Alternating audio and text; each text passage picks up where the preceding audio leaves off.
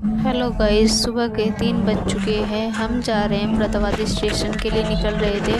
Train है पौने 4 बजे, तो हम जा रहे थे दिल्ली। तो वहाँ से मिलेगी हमें आनंद विहार के लिए, दिल्ली के लिए ट्रेन। तो हमने वहाँ से ट्रेन की पकड़नी है।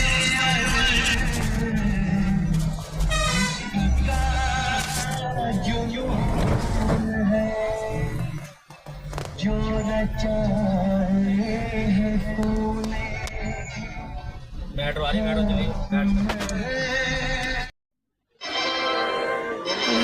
भाई हम आ चुके हैं आनंद विहार स्टेशन पर। ये देखिए आपका आनंद विहार का स्टेशन कितना अच्छा है। बहुत मन ही नहीं कर रहा था कि वहाँ से आ जाए, तो हमने सोचा कि थोड़ी वीडियो बना ले, तो हमने वीडियो बना ली है। आपको देख सकते हैं, बहुत अच्छा नज़ारा था आनंद विहार दिल्ली का स्टेशन।